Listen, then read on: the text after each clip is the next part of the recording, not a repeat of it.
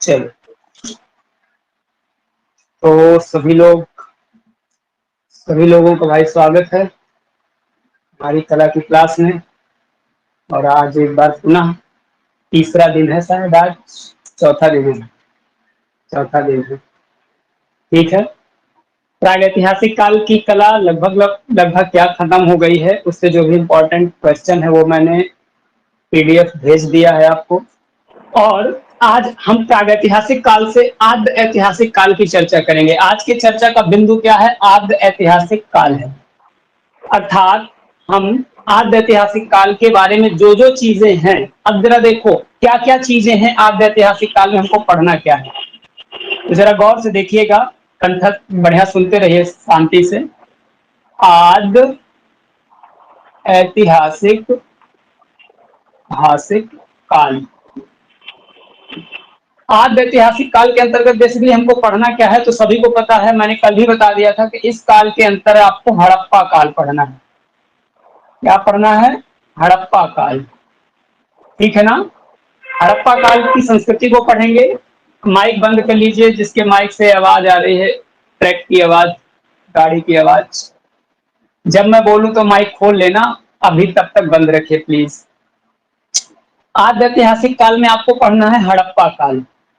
हड़प्पा काल, इसको आप कई नाम से जानते हैं, जैसे इसी को बोलते हैं सिंधु घाटी सभ्यता का काल। सिंधु घाटी सभ्यता का काल। इसी को दोस्तों आप सरस्वती सभ्यता के नाम से भी आप जानते हैं। और इसी काल को दोस्तों आप कांस्य युगीन सभ्यता के नाम से भी जानते हैं, ठीक है ना। तो आद्य ऐतिहासिक काल के अंतर्गत अब बेसिकली आप ये सारी चीजें पढ़ेंगे। हड़प्पा काल एक ही नाम है, इसी को दोस्तों सिंधु घाटी सभ्यता का काल कहते हैं, इसी को हम सरस्वती सभ्यता का काल कहते हैं, और इसी सरस्वती सभ्यता बेसिकली इसको कहते हैं, और इसी को दोस्तों हम कांस्य युगीन सभ्यता का काल भी कहते हैं, ठीक है ना। कांस्य युगीन, अब मैं एक एक बात करता हूँ। हड़प्पा सभ्यता इसको क्यों बोलते हैं, हड़प्पा काल इसको क्यों बोलते हैं? हड़प्पा शब्द कहने का मेन कारण है चूंकि सबसे पहले खोजा गया स्थल इस काल का सबसे पहले खोजा गया स्थल हड़प्पा था। कौन सा था? हड़प्पा था। और इसके बाद मोहनजोदड़ो की खुदाई हुई थी, अर्थात मोहनजोदड़ो खोजा गया था। अगर पहले मोहनजोदड़ो खोजा जाता तो भैया मोहनजोदड़ो का सभ्यता का काल कहते इसको, चूंकि सबसे पहले हड़प्पा खोजा गया था और इसीलिए इस काल को हड़प्पा काल के नाम से जानते हैं। इतने में कोई दिक्कत नहीं है। दूसरी बात, इसको सिंधु घाटी सभ्यता का काल क्यों कहते हैं? चूंकि इस काल की जो सभ्यता थी वो ज्यादातर सभ्यता के जो स्थल हैं वो सिंधु नदी के किनारे हैं। किस नदी के किनारे हैं? सिंधु नदी के किनारे हैं। और चूंकि ज्यादातर इस काल के स्थल सिंधु नदी के किनारे हैं, इसलिए दोस्तों बता दूं आपकी जानकारी के लिए कि अकेले 40 स्थल, कंप्लीट 40 स्थल इस नदी के किनारे खोजे गए हैं। और इसीलिए चूंकि ज्यादातर और पहले और ज्यादातर स्थल सिंधु नदी के किनारे खोजे गए हैं, इसीलिए इसको हम सिंधु घाटी की सभ्यता का काल कह सकते हैं। तो ये नाम समझ में आता है। दूसरा नाम इसका है सरस्वती सभ्यता। सरस्वती सभ्यता कहने का तात्पर्य यह है चूंकि इस काल की सबसे पवित्र नदी सरस्वती नदी हुआ करती थी। सबसे पवित्र नदी कौन थी? सरस्वती थी। इसीलिए इस काल को सरस्वती सभ्यता का काल भी कहा जाता है। इसी सरस्वती नदी को आगे चल के वैदिक काल में बेसिकली इसको हम किस नाम से बोलते हैं? नदी तमा। याद रखना, सिंधु घाटी सभ्यता के काल का आगे का काल अर्थात इसके बाद जो काल आएगा वो वैदिक काल आएगा। और वैदिक काल में सरस्वती नदी को नदी तमा के नाम से जाना जाता था, अर्थात नदियों की माता, ठीक है ना। इसका मतलब सिंधु सरस्वती नदी का काफी महत्व था उस काल में, और इसीलिए कई बार इस काल को सरस्वती काल के नाम से भी जाना जाता है, हालांकि इतना इंपॉर्टेंट नहीं है। चौथी इंपॉर्टेंट बात यह है कि इस काल को कांस्य युगीन सभ्यता के नाम से भी जाना जाता है। अब कांस्य युगीन सभ्यता इसलिए कहा जाता है क्योंकि सर्वप्रथम कांसा धातु का प्रयोग, कांसा धातु का यूज इसी काल में हुआ था और इसीलिए दोस्तों इसको हड़प्पा सभ्यता को या सिंधु घाटी सभ्यता को कांस्य युगीन सभ्यता के नाम से भी जाना जाता था, क्योंकि सबसे पहले क्या खोजा गया था? कांसा खोजा गया था। कांसा धातु का प्रयोग मनुष्य ने करना प्रारंभ किया था। कांसा बनता किससे है? तांबा हमने पहले ही खोज लिया था और उसमें बाद में हमने खोज लिया टिन, और तांबा और टिन को मिला दोगे तो दोस्तों कांसा बन जाता है। कांसा एक मिश्र धातु है। क्या है दोस्तों? मिश्र धातु है कांसा। तो कांस्य युगीन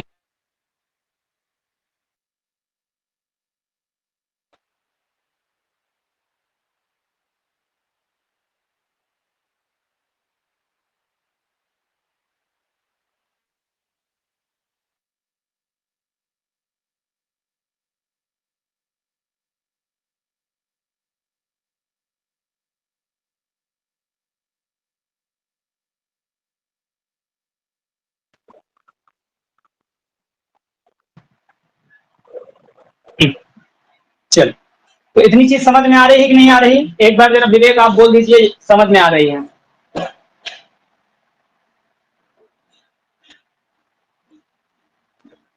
जी सर समझ आ जी सर आ रहा है। बीच बीच में बोल दिया करो भाई साहब, बोल दिया करो, क्योंकि मुझे थोड़ा सा असहजता फील होने लगती है। तो कांस्य युगीन सभ्यता कहे जाने का मुख्य कारण है क्योंकि इस समय सबसे पहले कांसे का प्रयोग हुआ था। इस काल को एक नाम से और जानते हैं, वो कहलाता है प्रथम नगरीय सभ्यता। प्रथम नगरीय सभ्यता, इतिहास की पहली नगरीय सभ्यता के नाम से भी इसको आप नाम जानते हैं, इसका नाम आप कह सकते हैं प्रथम नगरीय सभ्यता थी। इसलिए कहा गया इसको क्योंकि इस काल में जो नगर नियोजन पद्धति थी, क्या थी? नगर नियोजन सिस्टम। इस काल का जो नगर नियोजन सिस्टम था वो एक शहरी तरीके का था। आज जो शहर बसे होते हैं, आज जो शहर को बसाने का सिस्टम होता है, जैसे एकदम सिस्टम से शहर हो, ठीक है ना, गलियां 90 डिग्री पर काट रही हूं, मतलब ये सारे फीचर होते हैं शहरों के।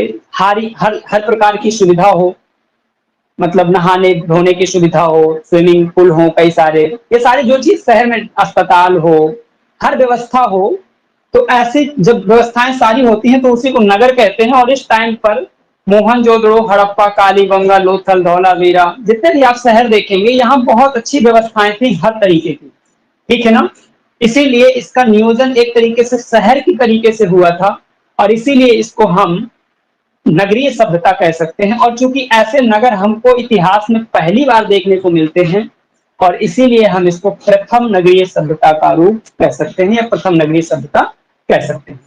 तो इतनी बात में मुझे लगता है कोई दिक्कत नहीं होगी। तो मैं जरा अब इसका नाम बता दिया कि इसके ये सारे नाम है और सबका रीजन बता दिया कि क्यों किसके नाम है।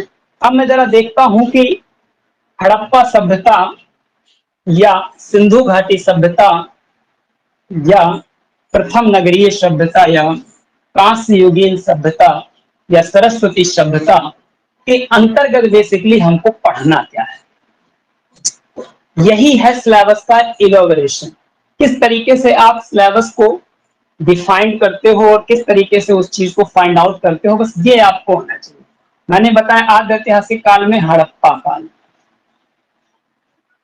उसके सारे नामों के बारे में चर्चा कर दिया। मैं बता रहा हूं उसे पढ़ना क्या है, किस चीज पर आपको मुख्य रूप से फोकस करना है। वैसे पढ़ने को तो इतना है कि कम से कम 2 महीने इसी को पढ़ोगे तो पढ़ते रहोगे, कोई मतलब नहीं। हमको वो पढ़ना है जो हमारे टीजीटी के एग्जाम में आना चाहिए, जरूरी है। तो जरा देखना इसमें क्या हमें पढ़ना है। हड़प्पा काल के अंतर्गत सबसे पहले हमको पढ़ना है दोस्तों, ये सिलेबस है, मैंने इस टॉपिक का सिलेबस को और ज्यादा डिफाइन किया है। जरा देखो, सबसे पहले हमें इसमें हड़प्पा सभ्यता का विस्तार पढ़ना है।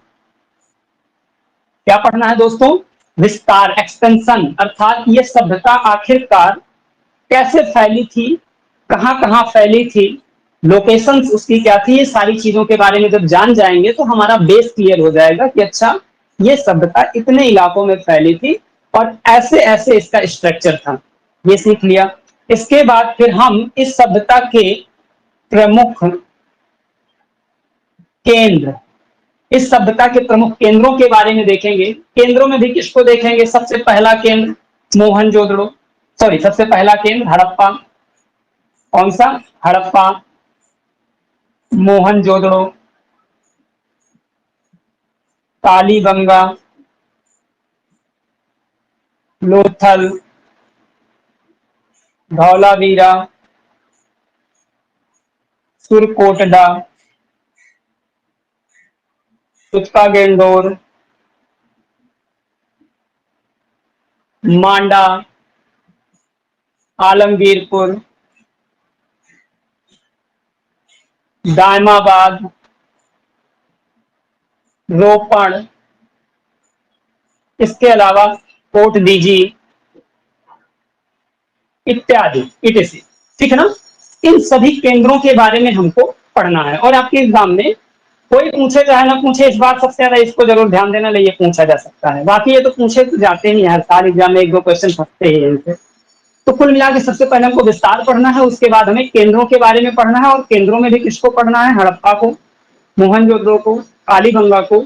अब इनमें से कुछ महत्वपूर्ण जो स्थल हैं उनके बारे में हम थोड़ा गहनता से पढ़ेंगे, बाकी स्थलों के बारे में थोड़ा थोड़ा पढ़ेंगे, ज्यादा नहीं पढ़ेंगे। ठीक है ना?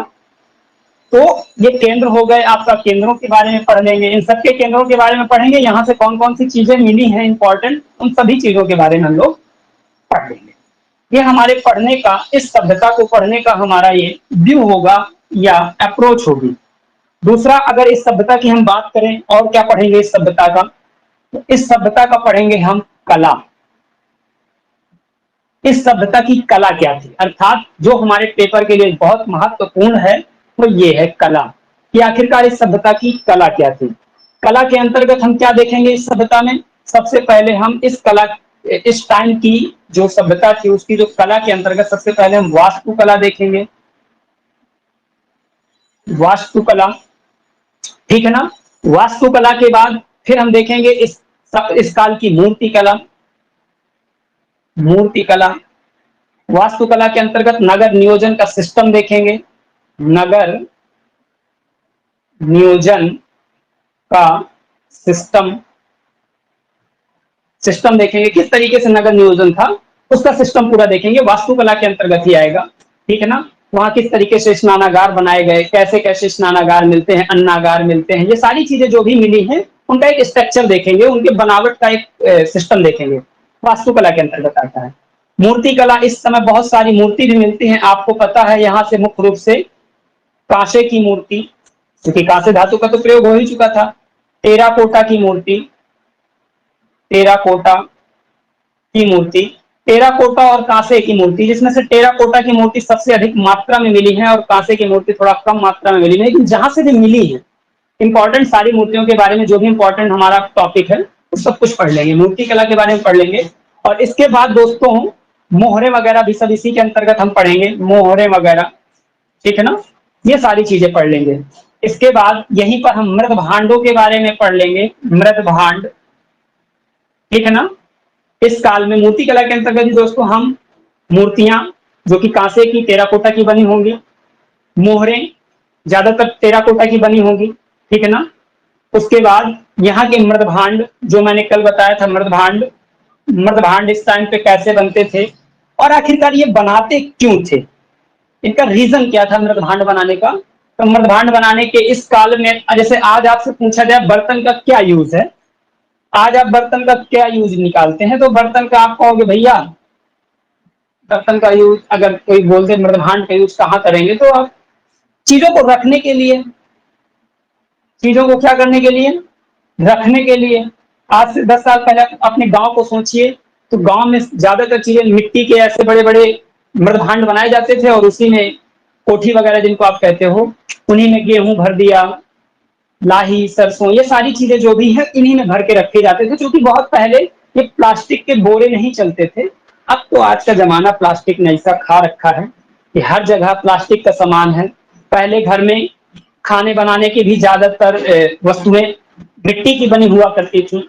ठीक है ना? दूध को मिट्टी के बर्तन में पकाया जाता था और बड़ा स्वादिष्ट लगता था वो दूध। आज शायद ही कोई दूध मिट्टी के बर्तन में पका खाने को पा जाए तो बहुत बड़ी बात है। अब सब ये प्लास्टिक और लोहा, स्टील, ये सारा दुनियादारी जितना भी सिस्टम चल गया है, अब ये सब चीज चलती थी। तो उस काल में भी मिट्टी के बर्तन का प्रयोग होता था। तो इसका जहां जहां यूज होता होगा, ज्यादातर ये लोग सामान को रखने के लिए, कई बार मनोरंजन के लिए, जैसे आज आप लोग पॉट वगैरह रखते हो, कई तरीके के जो अच्छे अच्छे, जहां देखोगे तो सजावटी के तौर पे भी हम लोग मिट्टी के बर्तनों का यूज करते हैं, छोटे छोटे घड़े वगैरह इस तरीके से। तो जो भी उनका कंसेप्ट रहा होगा, वो सारा कंसेप्ट हम देखेंगे कि आखिरकार क्या कंसेप्ट था उनका। तो ये चीज पढ़ेंगे। और इसके बाद जो हम पढ़ने वाले हैं इस काल का, वो पढ़ने वाले हैं कल्चर। क्या पढ़ने वाले हैं दोस्तों? कल्चर अर्थात संस्कृति। संस्कृति संस्कृति के अंतर्गत हम ये देखेंगे कि आखिरकार इस टाइम का जो मनुष्य था वो कैसा था। यहाँ पर जो मनुष्य पितृ सत्तात्मक व्यवस्था में जीता था या मातृ सत्तात्मक व्यवस्था में जीता था, धार्मिक क्रियाकलाप मनुष्य का क्या था। कुल मिला के हम जब भी कल्चर आता है, ज्यादातर लोग को जानकारी नहीं होती, लेकिन याद रखो कि जब भी कल्चर आता है तो कल्चर में आप अपने जो भी रहन सहन का तरीका है, जो भी आपके मानने के तरीके हैं, जो भी धर्म मानते हो, ये जो जितना भी कुछ है, ये सब पढ़ा जाता है कल्चर में। आपका पहनावा, आपका रहन सहन का तरीका, आपके खाने का तरीका, ये सारी चीजें आपके कल्चर में आती हैं। और ये सारी चीजें देखेंगे कि भाई इस टाइम का मनुष्य ये सब क्या करता था। तो ये आपका जो मैंने दिखा दिया, ये आपका आद्य ऐतिहासिक काल या हड़प्पा काल का अप्रोच होगा, पढ़ने का हमारा तरीका होगा। ठीक है ना? और इस तरीके से एक या दो या बहुत ज्यादा 3 क्लासों में इस टॉपिक को समाप्त कर दिया जाएगा। वैसे तो इस टॉपिक को एक घंटे में ही मैंने पिछली बार खत्म कर दिया था, लेकिन इस बार ये टॉपिक लगभग 3 दिन चलेगा। तो ऐसा नहीं है, इसको 1 घंटे में भी खत्म किया जा सकता है और इसको 3 दिन भी चलाया जा सकता है, यहाँ तक कि 3 दिन से भी ज्यादा चलाया जा सकता है अगर पढ़ना सही से चाहो। लेकिन हमें वही चीज पढ़नी है जो हमारे एग्जाम में जरूरी है। चलो, तो ये हमारा पढ़ने का तरीका था कि यहाँ तक हमें जाना है इस टॉपिक में। तो सबसे पहले हम बात करेंगे इस सभ्यता के विस्तार की बात करेंगे। मैं थोड़ा सा सही से लिख दूं ऊपर, क्योंकि जगह की जरूरत पड़ेगी। इस सभ्यता के हड़प्पा हड़प्पा सभ्यता की बात अगर करें तो हम सबसे पहले बात किसकी करेंगे? विस्तार की बात करेंगे। ठीक है ना? विस्तार को देखेंगे ये हड़प्पा सभ्यता कैसे विस्तृत थी। तो सबसे पहले मैं आपको एक मैप बनाऊंगा, उसको जरा गौर से देखिए।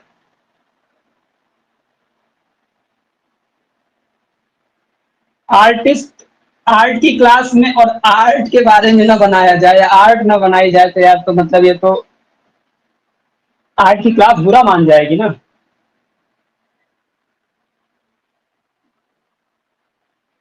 और ज्यादातर आर्ट की पढ़ाई करने वाले, कुछ अगर छात्रों को छोड़ दिया जाए, कुछ अगर छात्रों को हटा दिया जाए, तो ज्यादातर जो पढ़ने वाले होते हैं वो प्राविधिक कला से बस होते हैं। उनको कह दिया जाए भाई कमल का फूल बनाओ, तो कमल का फूल ऐसे बनाएंगे। ठीक है ना? ज्यादातर लड़के होते हैं, मतलब बहुत कम लड़के ऐसे मिलेंगे आपको इस क्षेत्र की तैयारी करने वाले जो ये पढ़ते भी होंगे अच्छा और चित्र भी अच्छा बनाते होंगे। ऐसे लड़के आपको बहुत कम मिलेंगे। ठीक है ना?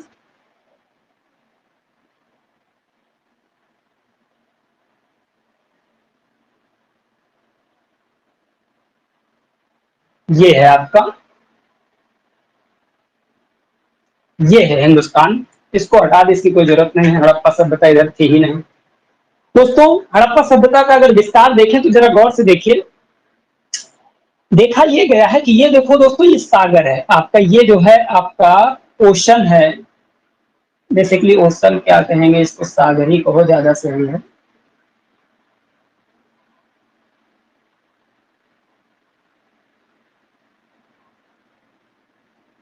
इस तरफ भी आपका, आपको मालूम होगा, बे ऑफ बंगाल है, अर्थात बंगाल की खाड़ी है। ठीक है ना? ये आपका अरब सागर है, ये आपका अरब सागर है, ये आपका बंगाल की खाड़ी है,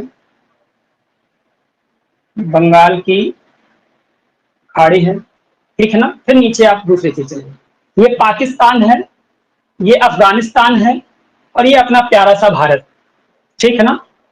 ये भारत है, ये पाकिस्तान है और अफगानिस्तान है। और हमारी हड़प्पा सभ्यता का जो विस्तार था इन्हीं तीनों राष्ट्रों में था, अर्थात भारत, पाकिस्तान प्लस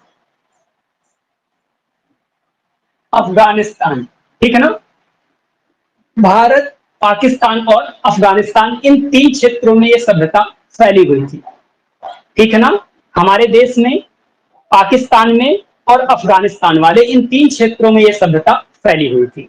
जरा देखना, अफगानिस्तान में जो इसके क्षेत्र पाए गए हैं वो पाकिस्तान के बॉर्डर से ही लगे क्षेत्र हैं, जिसका दो बड़े स्थल इसके फेमस थे। एक था नाम सुर्तघई, सुर्तघई, एक का नाम था सुर्तघई और दूसरे का नाम था मुंडीगार, मुंडीगार।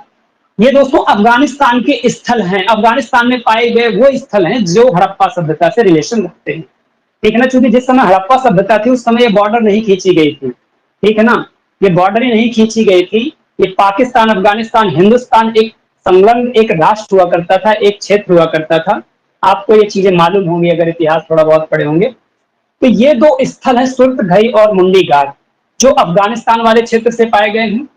एक इस सभ्यता का सबसे पश्चिमी स्थल अगर बोला जाए, सबसे देखो, अगर आपको मैप कह दिया जाए, मैप में पूरा पश्चिम किधर होता है, तो मैप में ये हमेशा नॉर्थ होता है और ये हमेशा साउथ होता है, ये हमेशा ईस्ट होता है और ये हमेशा वेस्ट होता है, अर्थात उत्तर, दक्षिण, पूर्व और पश्चिम। मैप हमेशा ऐसे मैप में डायरेक्शन दिखाए जाते हैं।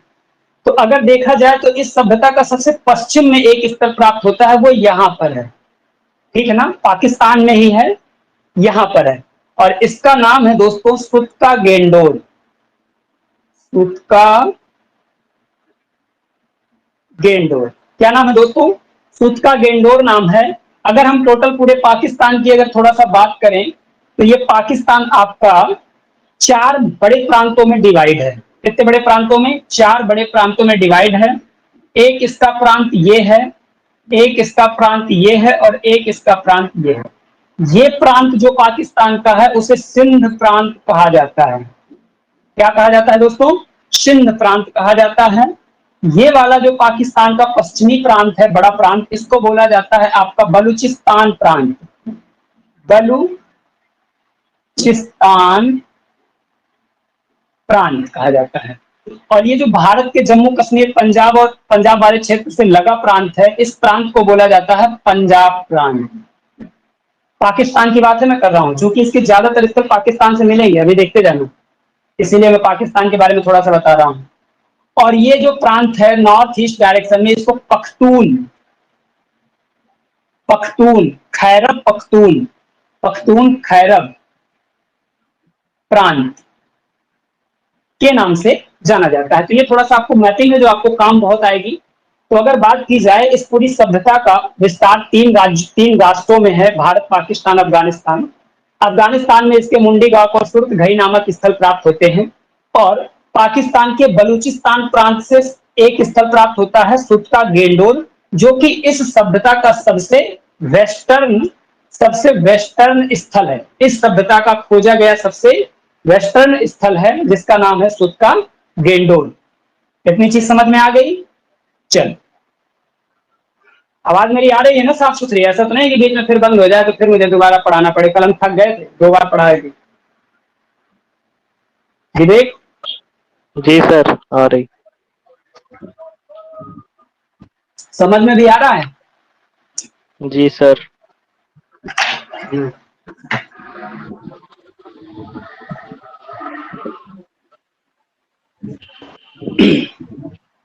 चलो, समझ में आना चाहिए, बाकी चीजें सब सही हैं। तो इस सभ्यता का सबसे पश्चिमी स्थल है आपका सुत्ता गेंडोर, जो कि पाकिस्तान के बलूचिस्तान प्रांत में पड़ता है, और ये नदी जो किनारे है उसका नाम है दास्त नदी। दास्त नदी के किनारे है। अब जरा देखिए, इस सभ्यता का सबसे उत्तरी बिंदु जो है वो यहाँ पर है जम्मू कश्मीर में। ये दोस्तों आपका जम्मू कश्मीर है, और जम्मू कश्मीर में इस स्थल का नाम है मांडा। क्या नाम है? मांडा, जो कि चेनाब नदी के किनारे है। किस नदी के किनारे है? चेनाब नदी के किनारे है मांडा। तो यह मांडा जो है इस सभ्यता का सबसे उत्तरी स्थल हो गया, ठीक है ना। अगर बात करें इस सभ्यता का सबसे पूर्वी स्थल, तो यहाँ पर पड़ता है उत्तर प्रदेश में मेरठ वाले इलाके में, ठीक है ना, मेरठ और गाजियाबाद के पास। इसका नाम है आलमगीरपुर। आलमगीरपुर, ठीक है ना। ये हिंडन नदी के किनारे है, हिंडन नदी के किनारे। ये हिंडन नदी ट्रिब्यूटरी है यमुना की। यमुना नदी निकलती है यमुनोत्री से। यमुनोत्री में एक ग्लेशियर पड़ता है जिसका नाम है बंदरपूंछ, और यहीं से निकलती है। ये दोनों यमुनोत्री या बंदरपूंछ ये सब कहाँ है? उत्तराखंड। कहाँ है दोस्तों? उत्तराखंड। यार उत्तराखंड इसका यूके ना समझ जाना, यूनाइटेड किंगडम। यूके का मतलब मेरे हिसाब से उत्तराखंड होता है, ठीक है। तो ये चीज, तो हिंडन नदी के किनारे आलमगीरपुर पड़ता है, और ये इस सभ्यता का सबसे पूर्वी बिंदु था। अगर इस सभ्यता की बात करें सबसे दक्षिणी बिंदु कौन था, तो महाराष्ट्र। ये देखो आपका गुजरात है, और यहाँ महाराष्ट्र से स्टार्ट हो जाता है, गुजरात से सटा हुआ, और ये जगह का नाम है महाराष्ट्र में, इसका नाम है दायमाबाद। दायमाबाद, जो कि स्थित है प्रवरा नदी के किनारे। प्रवरा नदी के किनारे। प्रवरा नदी ट्रिब्यूटरी है गोदावरी नदी की। किस नदी की? गोदावरी नदी की। गोदावरी नदी कहां से निकलती है? तो आपका ये निकलती है सह्याद्री पर्वत से, ठीक है ना। ये पूरा यहां से यहां तक सह्याद्री है लास्ट में। तो जरा समझना, ये दायमाबाद हो गया, ये आलमगीरपुर हो गया, ये मांडा हो गया, ये सुत्का गेंडोर हो गया। तो अगर देखा जाए तो इस सभ्यता का सबसे उत्तरी बिंदु, मैं इसका जरा ये बॉर्डर थोड़ा सा रफ किए दे रहा हूं ताकि आपको आसान हो जाए। देख तो चुके ही हो,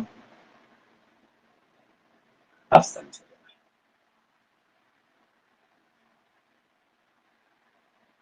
अगर देखा जाए दोस्तों, तो इस सभ्यता का सबसे उत्तरी बिंदु ये हो गया, और थोड़ा सा इसको इधर ही खींचो, और पूर्वी बिंदु सबसे ज्यादा ये हो गया, और दक्षिणी बिंदु ये हो गया। अगर इनको सबको आपस में मिला दिया जाए, अगर इन सभी को आपस में मिला दिया जाए, तो ये चित्र कुछ इस तरीके से बनता है। किस तरीके से बनता है? इस तरीके से।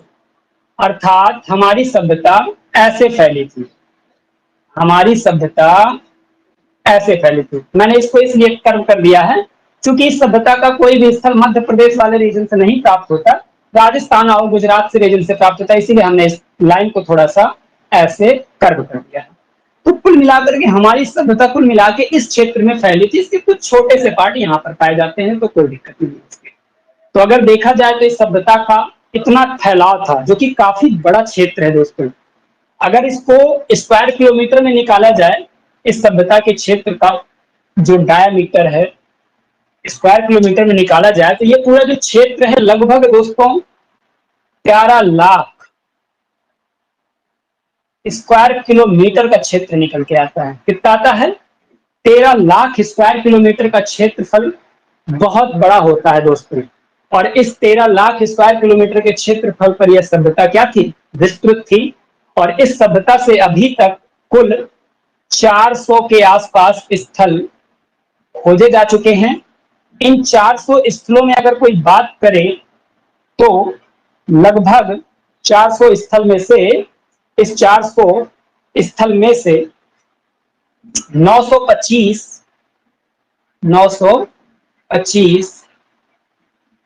475 925 और 475 ये स्थल आपके मिले हैं, ठीक है ना, पाकिस्तान और इंडिया वाले रीजन से। इस चीज को याद रखना। और इन 400 स्थलों में से अकेले 40 स्थल ऐसे हैं जो सिंधु नदी के किनारे स्थित है। तो ये बहुत बड़ा क्षेत्र है यार। 13 लाख स्क्वायर किलोमीटर क्षेत्र पर फैली सभ्यता कोई छोटी सी सभ्यता नहीं थी, ये बहुत बड़ी सभ्यता थी। ठीक है ना। 925 शायद इंडिया से, सॉरी इंडिया से, और ये पाकिस्तान से 475 पाकिस्तान से, 925 इंडिया से। तो बहुत बड़ा क्षेत्र है दोस्तों इस सभ्यता का। 13 लाख स्क्वायर किलोमीटर पे विस्तृत थी। 400 स्थल खोजे जा चुके हैं। 925 इंडिया में, 475 भारत पाकिस्तान में। 400 स्थल में से अकेले 40 स्थल सिंधु नदी के किनारे थे। ठीक है ना। और इस तरीके से देखा जाए इस सभ्यता का सबसे ऊपरी स्थल आपका मांडा है, अर्थात नॉर्थ मोस्ट पोर्शन, और साउथ मोस्ट आपका दायमाबाद जो कि प्रवरा नदी के किनारे है। वेस्ट मोस्ट आपका पड़ जाएगा। हेलो। हेलो, क्या हाँ हुआ? सर, मनीष बोल रहा है। अच्छा, हाँ मनीष सवाल बता था। रहे एक सवाल बताओ। था ये कि जैसे हम भारत को जो है सबसे प्राचीन माना जाता है, ठीक है? बिल्कुल। तो हाँ, तो सबसे प्राचीन सभ्यता हमारी मानी जाती है। तो लेकिन हमने पढ़ा है कि मोहनजोदाड़ो के अलावा जो मिस्र हाँ में सभ्यता पनपी थी, वो सबसे ज्यादा पुरानी है। हाँ। ऐसा क्यों सर? देखो, इस टाइम पे मिस्र की भी सभ्यता थी। आप अपना माइक खोले रखिएगा। इसी जी टाइम की भी मिस्र की भी सबसे पुरानी सभ्यता थी। और हिंदुस्तान की जो सभ्यता थी सुमेरियन की थी, चीन की सभ्यता थी। जरा एक चीज बताइए, जी। एक चीज बताइए, अगर आपसे ये पूछा जाए कि एक गांव ज्यादा प्राचीन होता है या एक शहर ज्यादा प्राचीन होता है, क्या जवाब देंगे? गांव होता है सर। कैसे? चूंकि एक, मेरी बात शहर। सुनिए जरा, हाँ। एक गांव ही आगे चल के डेवलप करके एक शहर का निर्माण लेता है, ऐसा हमारे अर्थशास्त्री कहते हैं। जी जी, बिल्कुल सर। गांव ही आगे विकसित होकर के शहर बनता है, ऐसा हमारे अर्थशास्त्री कहते हैं। तो जी अगर ये सभ्यता शहरी है, ये सभ्यता शहरी है जो कि प्रूफ हो चुकी है, जबकि सुमेरियन या मिस्र की सभ्यता एक ग्रामीण सभ्यता का स्वरूप लिए थी, तो कैसे कह जी। सकते हैं कि ये पुरानी है और ये नई है? क्लियर हो गया? लेकिन जो सन वगैरह जो दिया होता है सर, वो उसमें कोई यही मैटर बताया गया नहीं करता सन, उस टाइम का सन। नहीं, बिल्कुल सही, आप जो पढ़े हो सही पढ़े हो। लेकिन आप मेरा केवल एक चीज का जवाब दीजिए, गांव पुराने होते हैं या शहर पुराने होते हैं, अगर आप ओरिजिन के पॉइंट ऑफ व्यू से देखेंगे। है। नहीं नहीं ये सर, चीज मैंने भी आप पढ़ी जैसे है। बता रहे हैं कि शहर में, हाँ शहर ही हो। शहर, गांव ही आगे चल के शहर बनता है, ऐसा हमारे शास्त्री कहते हैं। जी जी। और शहर बनने की प्रक्रिया ही होती है कि पहले वो गांव होता है, फिर एक कस्बा बनता हम्म। है, कस्बे के बाद हम्म। धीरे से वो शहर बन जाता है। और ये सभ्यता शहरी थी, जबकि सुमेरियन की सभ्यता हो गई और मिस्र की सभ्यता एक ग्रामीण सभ्यता थी। इस बात की पुष्टि होती है वहां पर पाए जाने वाले बर्तनों, वहां पर पाए जाने वाले ईंटों, या वहां पर पाए जाने वाले विभिन्न प्रकार की वस्तुओं से। ठीक है ना। हम्म। कोई और कंफ्यूजन? नहीं सर, जैसे हाँ कंफ्यूजन यही था, लेकिन इसलिए ये था ना कि जो ईसा पूर्व उसमें दिया है वो 5000 ईसा पूर्व दिया है, अच्छा। मिस्र की सभ्यता। हाँ। अब और इसका इसका उससे कम इसी बताता है। कार्बन डेटिंग में उसका क्या दिया है, मुझे उसका कार्बन डेटिंग का नहीं पता, जानकारी नहीं है। लेकिन इसका जी। कार्बन डेटिंग 2350 से 1750 है। हम्म। ये देखो, एक चीज बताएं मनीष भाई साहब, जी सर, बताइए। कोई भी डेट अगर लिखी है, कोई भी डेट अगर लिखी है, अगर वो कार्बन डेटिंग के आधार पर प्रूफ हो रही है तो वही सही। एक बार कार्बन डेटिंग उसका देखना कितना है। ठीक है। जी जी। वैसे वैसे दुनिया की सबसे प्राचीन सभ्यता इसी को माना जाता है, किताबें बेशक उसको लिखे हैं, लेकिन ये प्रूफ इससे हो रहा है कि ये एक शहरी सभ्यता थी और वो एक ग्रामीण सभ्यता थी। और इनमें बड़ा कंफ्यूजन है। ठीक है बहुत सर, बहुत सर। भाई। जी हम तो अपनी को यार पुरानी मानेंगे, सिंपल सी बात है। जी जी जी। ठीक है। और कोई ठीक। समस्या? नहीं सर, नहीं बस। और यहाँ तक समझने में कोई दिक्कत तो नहीं है? नहीं सर, नहीं। चलो ओके, माइक बंद कर दीजिए सर अपना, आगे बढ़ते हैं। तो भाई साहब, सबसे प्राचीन सभ्यता हिंदुस्तान की ही है, परेशान मत होइए। जब बात आ जाए डिबेट की, प्रूफ करने की, तो लॉजिक, ये सारे जो रीजन होते हैं, ये सारी जो सभ्यताओं के डेट पेट, ये दुनियादारी, ये सब बवाल है, ये सब अनुमान है, ठीक है ना। और इस अनुमान जितने भी लगाए जाते हैं, ये अनुमान के हिसाब से लगाए जाते हैं, ठीक है, या वहां पर पाए गए चीजों के हिसाब से लगाए जाते हैं। और ये सब दुनिया को पता है कि यह शहरी सभ्यता थी, और वो सारी सभ्यताएं जो बाकी सभ्यताएं थी, उनमें इतना डेवलपमेंट नहीं था जितना डेवलपमेंट ये है। और सिंपल सी बात है, अगर कोई दो शहर है, एक शहर ज्यादा डेवलपमेंट है या वहां पर जो कल्चर ज्यादा डेवलपमेंट है, तो इसका मतलब वो ज्यादा पुराना है, उसने ज्यादा सफर तय किया है, तभी वो ज्यादा डेवलपमेंट है, ठीक है ना। तो ये हो गया दोस्तों इस शहर का, इस सभ्यता का विस्तार। और एक पॉइंट और मैं बता नहीं पाया, इस सभ्यता का उत्तर से दक्षिण और पूरब से पश्चिम के अगर विस्तार की बात करें, तो सभ्यता का उत्तर से दक्षिण का जो विस्तार है, वो आपका 1100 किलोमीटर के आसपास है। और पूरब से पश्चिम का जो विस्तार है इसका, ये 1600 किलोमीटर के आसपास है। यही सही डाटा है, बाकी किताबों में जो दिया हो आप उसको सही मत मानिएगा, ठीक है ना। क्योंकि यूपीएससी ने, यूपीपीसीएस ने इस चीज को सही माना है, और जो यूपीपीसीएस आयोग, इतना बड़ा आयोग अगर सही मानता है तो सही है, ठीक। ये हुआ इसका विस्तार। अब हम बात करते हैं, थोड़ा थोड़ा आगे बढ़ने का प्रयास करते हैं। हमने प्रयास किया विस्तार जानने की। डेट मैंने बता ही दी है। इस सभ्यता की अगर डेट निकाली जाए, तो वैसे तो 2500 से 1700, 1500, सॉरी 2500 से 1500 मानी जाती है, इसकी एक डेट है। लेकिन ये डेट कैसी है? अनुमानित है, अनुमानित है, जिसको आपको कभी याद करके नहीं चलना, बिल्कुल छोड़ दो इसको, ठीक। ये बेकार है, किसी काम की नहीं है आज के। आपको जो याद करना है, C14 के अकॉर्डिंग जो डेट निकाली गई है, C14 के अकॉर्डिंग जो डेट है दोस्तों, 2350 से 1750। इसको आप घोट के पी जाइएगा बिल्कुल। ये लाइन बिल्कुल C14 के आधार पर जो डेट निकाली जाती है, उसको थोड़ा सही माना जाता है, ठीक है ना। अर्ध आयु के हिसाब से कार्बन की अपनी एक अर्ध आयु होती है, एक टाइम होता है, जिसके बाद कार्बन का मॉलिक्यूल खुद का आधा हो जाता है द्रव्यमान में। तो उस आधार पर निकाली जाती है 2350 से 1750 इसकी डेट, जो कि सबसे अधिक मान्य है। हम भी मानते हैं, पूरी दुनिया मानती है, ठीक है ना, और आप भी मानो। तो ये दोस्तों हो गया। अब हम इसके बाद अगला जो टॉपिक बता रहे थे, इसके प्रमुख स्थलों की बात कर रहे थे। सबसे पहले मैं स्थल बताऊंगा और उस स्थल की लोकेशन बताऊंगा, और इसके बाद दोस्तों, लोकेशन के बाद फिर मैं एक एक स्थल के बारे में जानकारी दूंगा। तो सबसे पहले जो आपका स्थल है, हड़प्पा, हड़प्पा सभ्यता प्रमुख स्थल, प्रमुख स्थल, ठीक है ना। अब इसके प्रमुख स्थलों के बारे में से आपको पढ़ना है, कौन कौन से स्थल। सबसे पहले मैं लोकेशन और उनको याद करने का तरीका बताऊंगा। सॉरी, इसको मैं,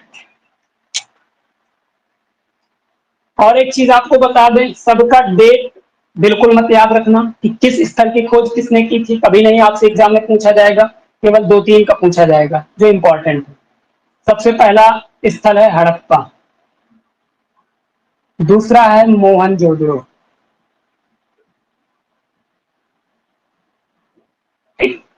हड़प्पा की खोज बस यहीं पर थोड़ा सा इसको याद कर लो, बाकी मैं इसके बारे में पूरा डिटेल लेके चलूंगा। 1921 में किसने की थी? बड़ा कंफ्यूजन होता है, दयाराम साहनी या राखलदास बनर्जी। जो रटे होंगे तो उनको कंफ्यूजन नहीं होगा, लेकिन दोस्तों होता है कंफ्यूजन, मानो या ना मानो। स्टार्टिंग में ये कंफ्यूजन वाली चीजें होती हैं कि दयाराम साहनी था कि राखलदास बनर्जी था। क्योंकि ये इसकी खोज दयाराम साहनी करते हैं, तो खोज क्या, बेसिकली खुदाई, और इसकी जो खुदाई करते हैं वो राखलदास बनर्जी करते हैं। तो कंफ्यूजन हो जाता है, और मेरा उद्देश्य है कंफ्यूजन को दूर करना, ठीक है ना। इसकी 1922, इसके अलावा किसी की डेट में याद करके चलना, बड़ा कंफ्यूजन है, ठीक। हड़प्पा की खुदाई किसने करवाई थी, किसके उसमें हुई थी? तो ये भैया है कौन? दयाराम साहनी, और ये इनके कौन है? राखल दास बनर्जी, ठीक है ना। इसके अलावा अभी मैं देखो इनको बता दूं, हड़प्पा की खोज 1921 में, इतना तो आप याद ही रख सकते हो ना कि पहला 1921 आएगा कि 1922 आएगा, पहले 1921 आएगा। तो हड़प्पा की 1921 21 में लास्ट खत्म होता है सा से, और सा आता है केवल साहनी में, ठीक है ना, दयाराम साहनी में, ऐसे सा याद कर लेना कि 21 है, खत्म होता है सा में 21, और ये स्टार्ट होता है साहनी, 21 साहनी।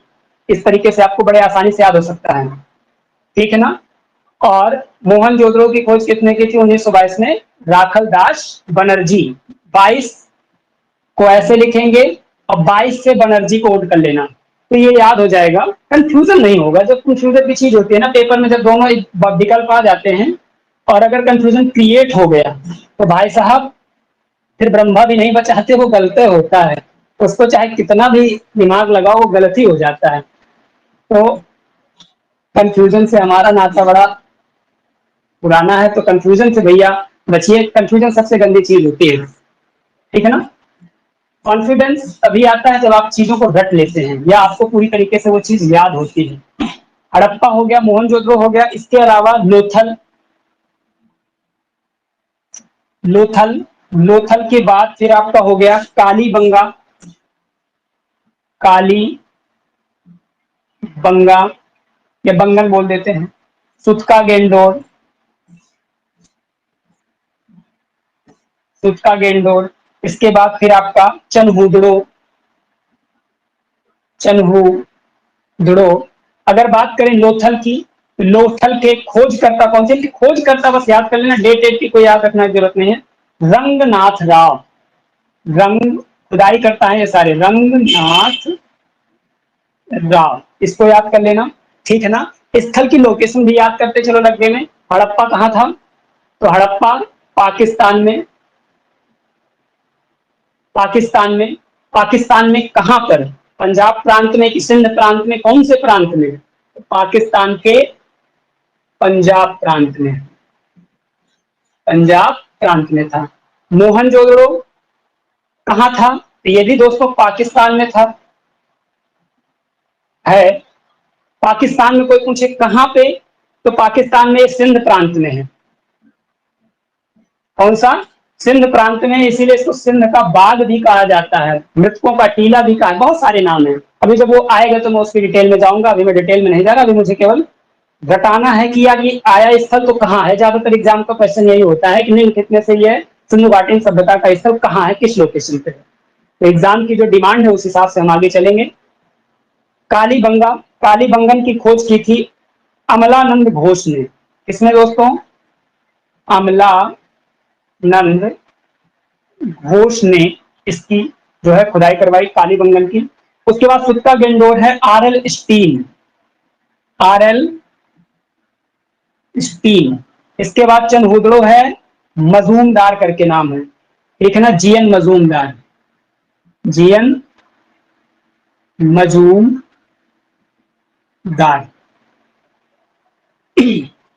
तो ये कुछ इंपॉर्टेंट है। इसके अलावा भी बहुत सारे स्थल हैं, उनके भी मैं नाम आपको लिखा दे रहा हूं। सुरकोटडा, सुरकोटडा।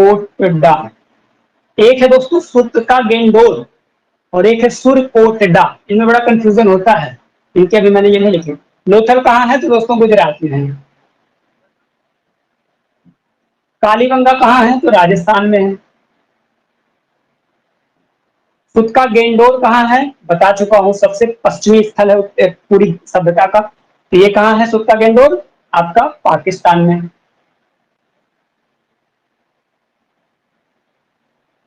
पाकिस्तान में कहां पर? बलूचिस्तान प्रांत में, बलूचिस्तान प्रांत में है, ठीक है ना। उसके बाद आपका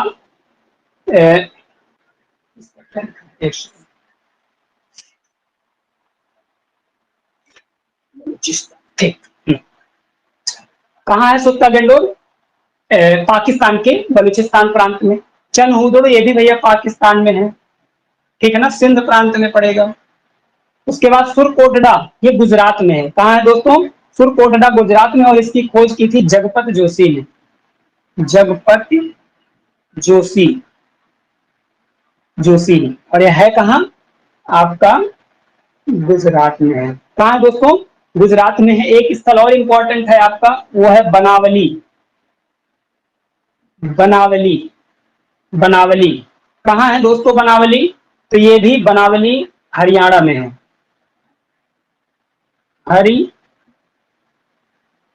हरियाणा, ठीक। और इसकी खोज किसने की थी अगर बनावली की बोल? रविंद्र सिंह बिष्ट।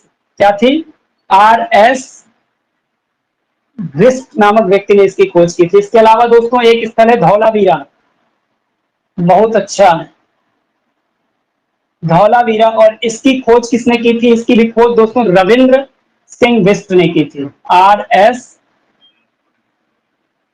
बिष्ट ने की थी। ये भी कहाँ है? गुजरात में है। इसके अलावा अन्य कई स्थल हैं दोस्तों, उनकी मैं अगर जानकारी बताऊं, यहां लिख देते हैं, ठीक ना। कितना हो गया? धौलावीरा। रोपड़, रोपड़ का बस लोकेशन याद रखो, ये कहाँ है? पंजाब में। कहाँ है दोस्तों? रोपड़ पंजाब में है, सतलज नदी के किनारे। इसके अलावा रंगपुर,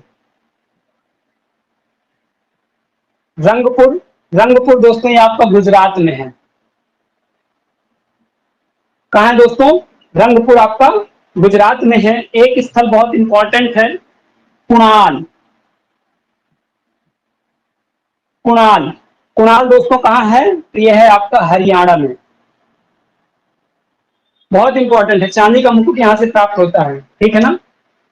तो ये इंपॉर्टेंट है, कुणाल हरियाणा में है। इसके अलावा एक स्थल और है, बहुत इंपॉर्टेंट है, अल्लाह दीनो। क्या दीनो? पता नहीं, बद्दे दीनो। अल्लाह दीनो, अल्लाह दीनो कहाँ है? तो ये इंपॉर्टेंट स्थल है दोस्तों, ये है आपका पाकिस्तान में। पाकिस्तान में सिंध प्रांत में, कराची के पास। अब ये मैंने क्यों लिखा दिया कराची? क्योंकि कराची एक बंदरगाह क्षेत्र है, बंदरगाह नगर है वहां का, इसीलिए अल्लाह दीनो भी, जैसे अल्लाह दीनो हो गया, लोथल हो गया, ये सब आपके बंदरगाह नगर थे। बाकी कोई बंदरगाह नगर नहीं है इसमें। मतलब यहाँ से आपका ट्रेडिंग होती थी, मिस्र से ट्रेडिंग होती थी, मिस्र से हम लोग व्यापार करते थे उस टाइम पे, ठीक है ना। इस टाइम पे सिंधु घाटी सभ्यता के टाइम पे हम लोग मिस्र से व्यापार करते हैं। कैसे पता चला कि हम मिस्र से व्यापार करते हैं? कौन देखने गया था उस टाइम पे? कोई देखने नहीं गया था, लेकिन कुछ चीजें हैं जो प्रूफ करती हैं कि हम लोगों का मिस्र से क्या होता था, ट्रेडिंग होती थी या व्यापार होता था। क्या है सब, इसके बारे में मैं भी बताने वाला हूँ थोड़ी देर में। तो ये दोस्तों आपका इंपॉर्टेंट जो भी स्थल है, बस इतने ही इंपॉर्टेंट स्थल हैं, इतने को ही आप याद करके एग्जाम में जाइएगा। और ज्यादा खिचड़ी मत करिए, जितना हो उतने को बिल्कुल कंठस्थ कर लीजिए। जितना लिखा दे उतना बिल्कुल रटा होना चाहिए। एडिशनल आप जो भी याद कर ले बहुत अच्छी बात है, ना याद कर पाए तो भी अच्छी बात है, लेकिन जितना लिखा दें बता दें उतना बिल्कुल रटा होना चाहिए जुबान में। तो ये भैया याद हो जाएगा ना, हड़प्पा 1921, दयाराम साहनी पाकिस्तान के पंजाब प्रांत, ऐसे ही आप याद कर लेना। 10 बार फेर लोगे रट जाएगा। मोहनजोदड़ो 1922, राखलदास बनर्जी पाकिस्तान सिंध प्रांत। लोथल रंगनाथ राव, ये गुजरात में। इनकी ये याद करना चाहे ना करना, एक रिक्वेस्ट है आपसे, ये याद करना चाहे ना करना, आपको इनका लोकेशन मालूम होना चाहिए कि कोई अगर स्थल है तो वो आखिरकार है कहाँ। और अगर ये याद कर लेते हो तो बहुत अच्छी बात है भाई। याद जो ज्यादा करेगा उसी का तो सिलेक्शन होगा, जो बहुत कम याद करेगा उसका थोड़ी ना सिलेक्शन होगा। तो ये कुछ दोस्तों स्थल हैं, इनको आप भली भांति देख लीजिए। जिनका मैंने कोड कर दिया उनको कोड भी याद कर लीजिए।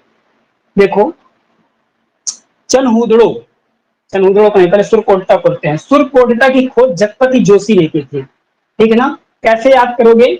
सुर, सुर शब्द लगा है कि नहीं लगा? सुर मतलब सुरा, मतलब मदिरा। सुरा पान करते हो, सुना होगा। सुरा, सुर से सुरा निकालो, सुरा का मतलब मदिरा हो गया। और मदिरा जिसको पिला दो उसके इतना जोश होता है कि उस पहाड़ को भी उसको उखाड़ने की क्षमता होती है, ये आप सभी लोग जानते होंगे। सुरा पीने के बाद जोश बहुत ज्यादा आ जाता है, अर्थात पूरे जग का जोशी हो जाता है। सुर पीने के बाद, इसलिए सुर कोटड़ा की खोज किसने की थी? जगपत जोशी ने की थी, ठीक है ना। उसके बाद और किसका बन सकता है? और आज हमने बनाया नहीं, बनाते तो सबका बन जाता, काल पे बनाना थोड़ा कठिन लगता है, ठीक है। बाकी बना के अगर बन जाएगा तो भेज देंगे, वैसे इनका कोड कोई बन नहीं रहा, तत्काल के कोई कोड नहीं बन रहा, बनाएंगे तो सबका बन जाएगा। इतना याद हो सकता है, इतने में कोई दिक्कत तो नहीं है, कृपया करके कोई माइक खोल के बता दे, नहीं इतने में कोई दिक्कत नहीं है। नहीं सर, कोई दिक्कत नहीं। चलो मनीष जी आप अपना माइक खोल के बताइए। मनीष जी हाईलाइट हो गए। हाँ सर बताइए। मनीष जी कोई दिक्कत तो नहीं इतने में? नहीं सर, कोई दिक्कत नहीं। चलो ये सब याद हो सकता है बड़े आसानी से। जी बिल्कुल। जी चलो मेरे भाई साहब याद करते रहो बस, जितना अच्छा याद कर लेंगे उतनी अच्छी बात है। अब हम बात करते हैं दोस्तों एक एक स्थल की, एक एक स्थल पे चर्चा करेंगे। आज एक ही स्थल हो पाएगा, इससे ज्यादा स्थल नहीं हो पाएगा।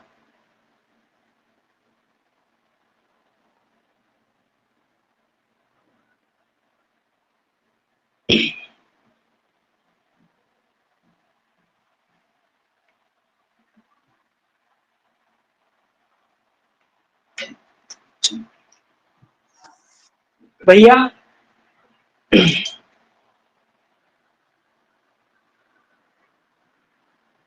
तो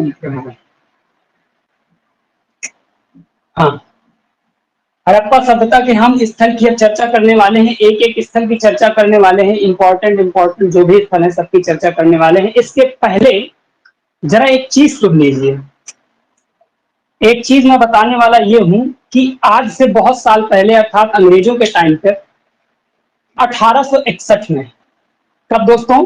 1861 में एक बहुत बड़े विभाग की स्थापना की गई थी। ये टाइम था बेसिकली दोस्तों लॉर्ड कैनिंग का, लॉर्ड कैनिंग का। किसका काल था? लॉर्ड कैनिंग का था। लॉर्ड कैनिंग भारत में कब से कब तक रहता है? 1856 से लेकर के 1862 तक। कब तक रहता है? 1856 से लेकर के 1862 तक रहता है। और इसी महोदय के समय 1857 का विद्रोह हुआ था। 1857 का विद्रोह हुआ था, आप इसको जानते होंगे बड़ी अच्छी तरीके से। 1857 का विद्रोह इतिहास का सबसे प्रसिद्ध विद्रोह है हमारे, ठीक है ना। इसके बारे में कहा जाता है,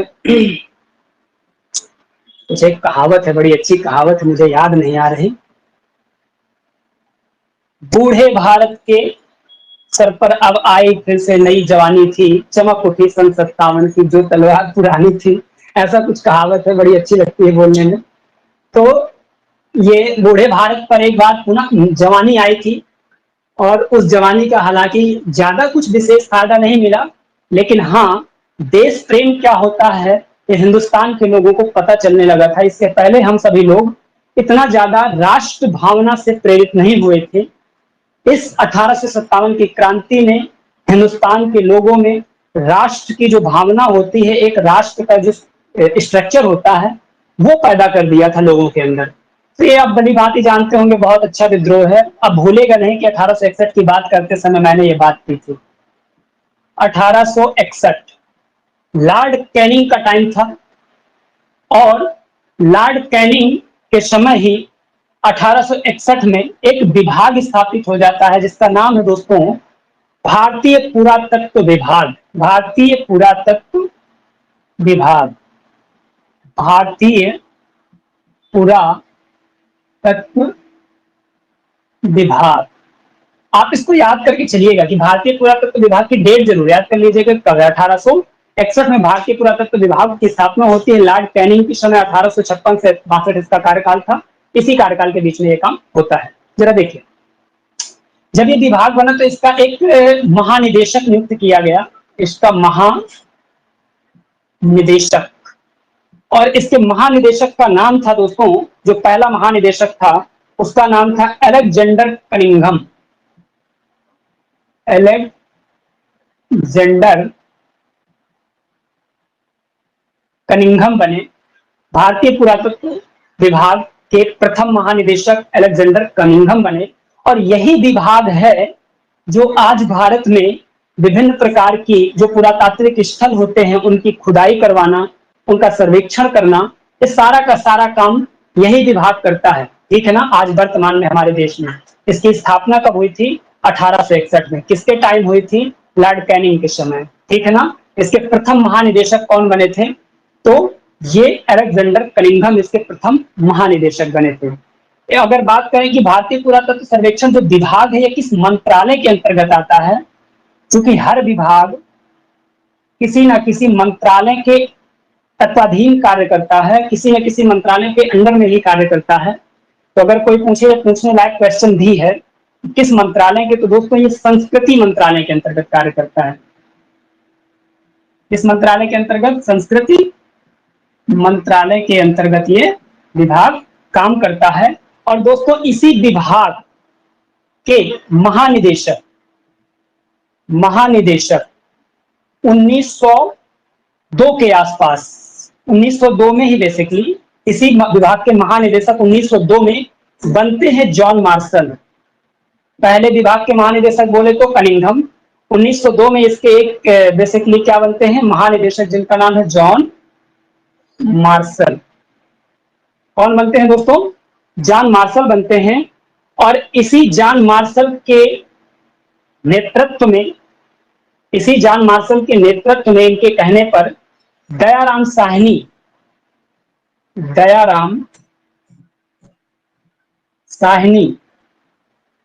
नामक एक व्यक्ति और कई इनके सहपाठी दल ने हड़प्पा नामक स्थल की खुदाई करवाई थी। हड़प्पा नामक स्थल की क्या करवाई थी? खुदाई करवाई थी।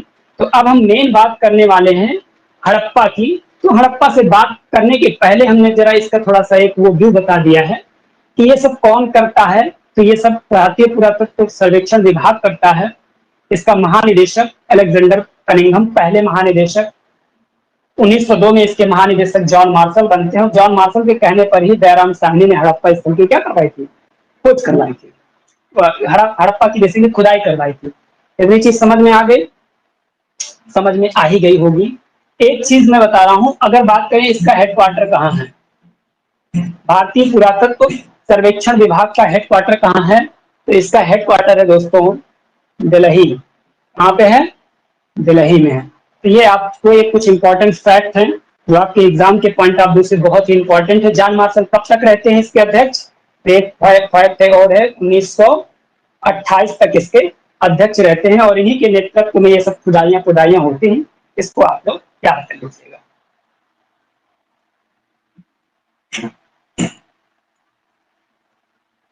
बस एक निवेदन है सबसे कि जितने भी ऐप में जुड़े हैं महान व्यक्तित्व, तो कृपया करके सभी लोग क्लास ले लिया करें, टाइम से लाइव रहा करें, और अगर ना भी लिया करें तो रिकॉर्डिंग जरूर देख लिया करें, क्योंकि मैं दिन में 2-3 बार चेक करता हूं कौन देखता है और कौन नहीं देखता। और संडे को आपका टेस्ट पेपर है किस काल से रिलेटेड? तो प्रागैतिहासिक काल से रिलेटेड क्वेश्चन का पेपर है, जिसके टोटल क्वेश्चन होंगे 60। कितने होंगे दोस्तों? 60। कोई माइनस मार्किंग नहीं है, क्योंकि माइनस मार्किंग आनी नहीं है आपके एग्जाम में। इसका पेपर है और ये पेपर खुलने के बाद आप किसी भी वक्त दे सकते हैं। एक इसका टाइम होगा खुलने का, ओपन होने का एक टाइम होगा, और ओपन होने के टाइम के बाद ये किसी भी वक्त आप इसको क्या कर सकते हैं? देख सकते हैं। किसी भी वक्त आप इसको विजिट कर सकते हैं। बस इतना याद रख लेना कि आप सभी को ये टेस्ट पेपर देना है, जो भी क्लास ले रहे हैं उनको भी और जो नहीं ले रहे हैं उनको भी। यदि कोई बंदा टेस्ट पेपर और क्लास या रिकॉर्डिंग नहीं देख रहा और उसके बाद भी एप्लीकेशन में अगर उसने ऐड कर रखा है, हमने उसको छोड़ रखा है, तो अगले मंडे से मैं उसको हटा दूंगा अपने एप्लीकेशन से। मतलब केवल एप्लीकेशन में भीड़ नहीं बढ़ानी, केवल उसी को एप्लीकेशन में मुझे ऐड करना है जो या तो पढ़े, या तो क्लास की रिकॉर्डिंग देखे, टेस्ट पेपर, तीनों चारों कार्यों में से किसी न किसी एक कार्य में उसकी उपस्थिति दर्ज होना अति आवश्यक है। और ऐसा नहीं होता तो मंडे से मुझे अगर एक लड़का भी मेरे पास रहेगा ना, तो एक बंदे को भी मैं पूरे 2-3 महीने कंटिन्यू पढ़ा सकता हूँ। क्योंकि मैंने जब जीएस पढ़ाना स्टार्ट किया था आज से 2 साल पहले, एक लड़की आती थी और एक लड़का आता था जिसको मैंने 6 महीने पढ़ाया था कंटिन्यू। ठीक है ना? संयोग 6 महीने के बाद 40 से 50 लड़के भी हो गए थे मेरे पास। और उसके बाद फिर अगले साल कोरोना चालू हो गया, कोरोना में फिर सब खत्म हो गया सिस्टम। तो इस चीज को आप भली भांति याद रख लेना कि एक को भी मैं पूरा पढ़ा सकता हूँ। इसलिए आप, मुझे अच्छा नहीं लगता ना यार, आप लोग मतलब सब लोग ऐड हो और पढ़ते क्लास में केवल 2 या 3 लोग हैं, 4 ही लोग, ऐड 15 लोग हैं, रिक्वेस्ट कर करके ऐड हो जाते हैं, भैया ऐड कर लो, और उसके बाद क्लास लेते हैं मात्र 2, 3 या 4 मैक्सिमम, इससे ज्यादा कोई क्लास नहीं लेता। तो फिर गुस्सा आता है, किसी को भी यार गुस्सा आएगा, किसी को भी बुरा लगेगा, या तो फिर पढ़ो ही ना। ये तरीका है, तो इस चीज का थोड़ा सा ध्यान देना, ठीक है? मंडे तक का टाइम है उनके लिए जो क्लास नहीं लेते फिर भी एप्लीकेशन में ऐड हैं, उनके लिए है मंडे तक का टाइम ओनली। तो अब हम बात करते हैं, पुरातत्व विभाग की बात कर दी, अब हम बात करते हैं दोस्तों मेन पहले स्थल की। सबसे पहले जिस स्थल की खुदाई हुई उसका नाम है हड़प्पा। क्या नाम है दोस्तों? हड़प्पा। जरा देखना हड़प्पा में थोड़ा सा मार्कर चेंज करना, हड़प्पा थोड़ा सा मैं मैप बनाऊंगा।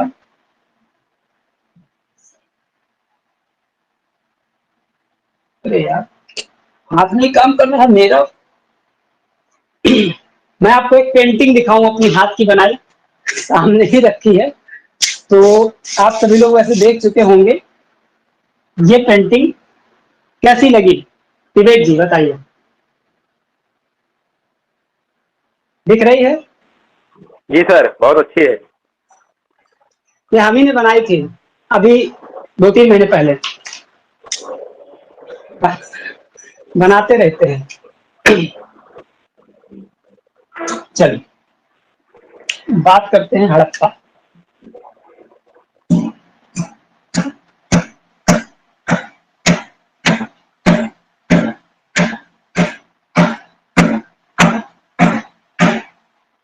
ठीक,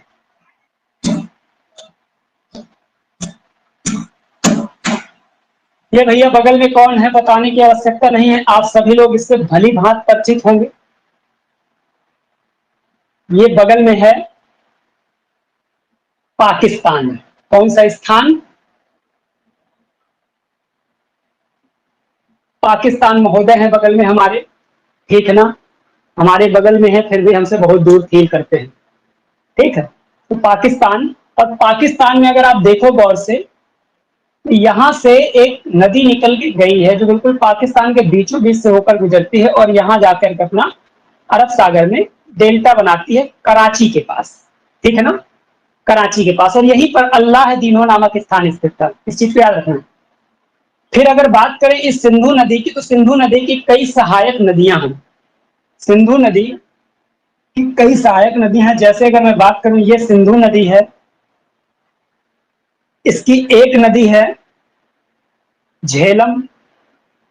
एक नदी सहायक नदी कौन है? झेलम। थोड़ा सा मैं इसको साफ से बना दूं। इसकी एक नदी है झेलम, एक नदी है चेनाब, एक नदी है इसकी रावी, एक नदी है इसकी ब्यास, और एक नदी है इसकी सतलज। ऐसे नदियां हैं सिंधु नदी की, ये सहायक नदियां हैं। सिंधु, झेलम, चेनाब, रावी, ब्यास, सतलज। और ये जितनी भी नदियां हैं, अगर ये ब्यास और सतलज का जो संगम है ये वाला, ये पंजाब में होता है संगम, जिसका नाम है हरिके नामक स्थान, हरिके नामक स्थान। और यहीं से इंदिरा गांधी कैनाल निकाली गई है। This is a GS point, कोई मतलब का नहीं है आपके फिलहाल। तो यही एकमात्र संगम है सिंधु नदी के सभी सहायक नदियों का जो भारत के अंदर होता है। बाकी ये जितने संगम है सब पाकिस्तान वाले क्षेत्र पे होते हैं, ठीक है ना। अर्थात ये नदियां ज्यादातर पाकिस्तान में बहती हैं, निकलती तो भारत वाले इलाके से है, लेकिन ये ज्यादातर नदियां पाकिस्तान वाले क्षेत्र में बहती हैं। तो इसमें देखो एक नदी है रावी। क्या नाम है? रावी। रावी नदी जिसे वैदिक काल में पुरुषणी के नाम से जाना जाता था। किसके नाम से जाना जाता था? पुरुषणी के नाम से जाना जाता था। रावी नदी काफी फेमस नदी है दोस्तों। और इसी नदी के किनारे स्थल पाया गया है आपका हड़प्पा। तो हड़प्पा दोस्तों यहां स्थित है, रावी नदी के किनारे। रावी नदी की अगर कहा जाए किस तट पर, तो रावी नदी के बाएं तट पर। तो सबसे पहले तो ये कहां है? पाकिस्तान में। हड़प्पा कहां है दोस्तों? पाकिस्तान में। पाकिस्तान में कहां? पंजाब प्रांत में। पंजाब प्रांत में कहां? मांट गोमरी जिला। मांट गोमरी जिला कहां पर है दोस्तों? मांट गोमरी जिला, पंजाब प्रांत के मांट गोमरी जिला में हड़प्पा है नामक स्थल है। ये मांट गोमरी जिला आज किस नाम से जानते हैं इसको? ये भैया मांट गोमरी जिला गूगल में नहीं सर्च होगा, ठीक है। आज इसको अगर सर्च करना चाहो तो ढूंढो साहिवाल। कौन सा वाल? साहिवाल जिला। साहिवाल जिला जिसे प्राचीन काल में मांट गोमरी, पहले मांट गोमरी जिला के नाम से जानते थे, जो कि पाकिस्तान के पंजाब प्रांत में, वहीं पर पाया जाता है दोस्तों हड़प्पा स्थल, जो कि किस नदी के किनारे है? रावी नदी के लेफ्ट बैंक पर, अर्थात बाएं तट पर। बाएं तट ये पूछ लेता है, बायां दाया कई बार पूछ लेता है, ये अपने आप में कठिन हो जाता है। बायां दाया, बायां दाया उसी का सही होता है जिसने या तो रट्टा मार लिया हो तगड़े से, और या तो उसने मैपिंग तगड़े से कर डाली हो, उसकी मैपिंग अच्छी हो, तभी उसका ये सही होता है बायां दाया वाला। नहीं, बड़ा कंफ्यूजन रहता है बाएं दाएं में। तो दोस्तों ये जो है हड़प्पा स्थल कहाँ है, तो मैंने ये बता दिया कि पाकिस्तान के पंजाब प्रांत में मांट गोमरी डिस्ट्रिक्ट, जिसे वर्तमान में साहिवाल जिला, रावी नदी के लेफ्ट बैंक में पाया जाता है। इस स्थल के बारे में सबसे पहले अगर बात करें इस स्थल के बारे में, सबसे पहले 1826 में चार्ल्स मैसन ने बताया था इस स्थल के बारे में कि स्थल यहाँ पर कोई प्राचीन बस्ती बसी हुई है। इसके बारे में सबसे पहले किसने बताया था? चार्ल्स मैसन ने। सबसे पहले जानकारी क्या हुआ, थोड़ा मेरा टू बोल रहा है। चल, हाँ दोस्तों, चार्ल्स मैसन ने इस स्थल के बारे में सबसे पहले बताया था। फिर कुछ समय बाद 1921 में दयाराम साहनी की, राखलदास बनर्जी होगा, दयाराम साहनी, चूंकि 2100 साहनी, दयाराम साहनी के नेतृत्व में यहाँ पर खुदाई होती है। क्या होती है? दयाराम साहनी के नेतृत्व में यहाँ पर दोस्तों खुदाई कराई जाती है।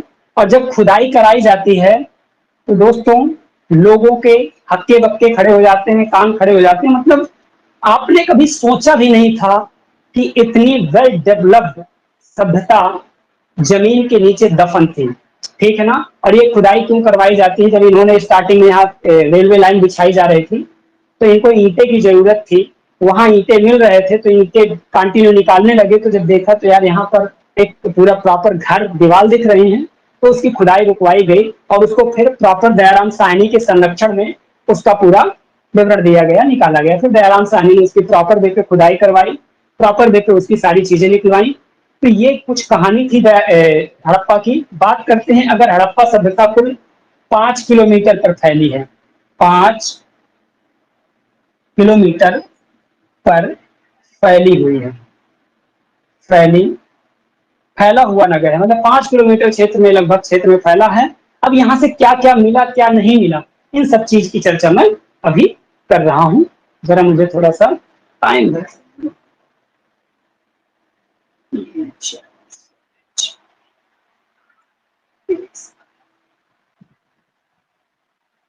ठीक, तो आज हड़प्पा तो खत्म ही कर दें कम से कम। इतने में कोई दिक्कत तो नहीं विवेक जी? जरा आप माइक खोलिए और एकदम बिल्कुल तेज जैसे धनुष से बाण निकलता है उस तरीके से आप बोलिए। कोई दिक्कत नहीं है सर, ठीक है। मजा आ रहा है कि नहीं आ रहा? जी सर मजा आ रहा है। चलो, मजा आना चाहिए, मजा नहीं आया तो पढ़ने का जी बेकार सर, है। आनंद भी आ रहा है। हाँ भैया, आनंद सबको आता है लेकिन कानपुर के लोगों को मजा आता है। ठीक है ना? क्योंकि हर जगह झंडा तनता है, हर जगह झंडा तनता है, लेकिन कानपुर में तनता है तो केवल एक चीज जिसका नाम है भौकाल। बाकी तो सब चीजें साइड रहती है। तो जी सर। है ना भाई, हर जगह झंडा ताना जाता है लेकिन कानपुर में भौकाल ताना जाता है। तो समझ लो थोड़ा सा भौकाल ही है। तो भैया, हड़प्पा से क्या क्या मिला जरा ये देख लेते हैं। तो सबसे पहली बार मैंने बता दिया कि इसमें 5 किलोमीटर पर फैला था। यहाँ से बड़े इंपॉर्टेंट जो चीजें मिलती हैं मैं यहाँ लिखते चला जा रहा हूँ, उनके बारे में समझाते चला जा रहा हूँ। सबसे पहला, 12 कमरों का अन्नागार। 12 कमरों का अन्नागार क्या मिला है दोस्तों? 12 कमरों का अन्नागार मिला है। अब ये 12 कमरों का अन्नागार किस तरीके का बना है? 2 पंक्ति में 6-6 कमरे बने हैं। 1 2 3 4 5 6, 3 4 5 6, मतलब 2 पंक्ति में ये 12 कमरे बने हैं। 6-6, इसमें 6 और इसमें 6, तो ये अन्नागार है। 2 पंक्तियों में 6-6 कमरे बने हैं, इस चीज को आप याद रख लीजिएगा। और ये अन्नागार कहाँ से प्राप्त होता है? हड़प्पा से प्राप्त होता है। कई स्थलों से अन्नागार प्राप्त होता है, लेकिन अन्नागार अगर किसी का फेमस है तो वो हड़प्पा का, और स्नानागार अगर किसी का फेमस है तो वो मोहनजोदड़ो का। तो इस चीज को याद रख लेना। वैसा नहीं है कि अन्नागार यहाँ मिल गया तो कहीं अन्नागार ही नहीं मिलेगा, अन्नागार मोहनजोदड़ो में भी मिलता है। ठीक है ना? तो इस चीज को याद रखना कि यहाँ का जो अन्नागार है 12 कमरों का है और 6-6 की पंक्तियों में इस तरीके से ये बनाया गया है। एक बड़ी अच्छी चीज है कि ये जो नगर है, हड़प्पा जो नगर है, वो 2 बिंदुओं पर डिवाइड है। एक थोड़ा सा ऊंचा वाला क्षेत्र है और एक थोड़ा सा नीचे पठारी टाइप का क्षेत्र है, ऐसा है। ठीक है ना? ये पूर्वी, यहाँ पर कई सारे घर बने हैं, ऐसे छोटे छोटे समझ लो घर बने हैं। यहाँ पर श्रमिक लोग रहते थे उस टाइम पे। कौन लोग रहते थे? श्रमिक लोग रहते थे, इसीलिए इसको श्रमिक टीला कहा गया। श्रमिक टीला कहा गया। थोड़ा सा स्टैंडर्ड लैंग्वेज में इसको माउंट एफ कहा जाता है। क्या कहा जाता है? माउंट एफ कहा जाता है, या इसको कह सकते हो पूर्वी पूर्वी टीला, क्योंकि पूर्व दिशा में है ना। तो पूर्वी टीला या श्रमिक लोग रहते थे यहाँ पर, इसीलिए इसको श्रमिक टीला या माउंट एफ के नाम से इसको जाना जाता है। और देखो, ऊंचाई वाले क्षेत्र में राजा रहता था। कौन रहता था? राजा। और राजा के घर यहाँ बने होते थे, ये यहाँ से पूरे श्रमिकों को चारों तरफ कंट्रोल करता था। अर्थात पूरा हड़प्पा नगर 2 भागों में डिवाइड है, एक पूर्वी टीला और एक पश्चिमी टीला। पश्चिमी टीला जो कि अधिक ऊंचाई पर था, यहाँ पर कुलीन लोग रहते थे। कुलीन लोग मतलब पैसे वाले लोग। ठीक है ना? कुलीन लोग रहते थे, इसीलिए इसको कुलीन टीला कहा जाता है, कुलीन टीला। और इसी को दोस्तों माउंट एबी क्या नाम से जाना जाता है? माउंट एबी के नाम से भी जाना जाता है। तो हड़प्पा का नगर कुछ इस तरीके से था। इस चीज को आप याद रख लीजिएगा कि हड़प्पा जो नगर था वो 2 टीलों में विभाजित है। एक पूर्वी टीला जहां श्रमिक निवास करते थे, जो थोड़ा निचला स्थान था, और दूसरा कुलीन टीला जहां पर राजा महाराजा टाइप के लोग रहते थे, अर्थात जो कंट्रोल पावर जिसके पास थी वो लोग रहते थे। और इसको एबी माउंट एबी और इसको माउंट एफ इस नाम से जाना जाता था। इसके बाद दोस्तों अगला है, और क्या यहाँ से चीजें मिलती हैं इंपॉर्टेंट, तो मैं इसको जरा रफ कर दूं।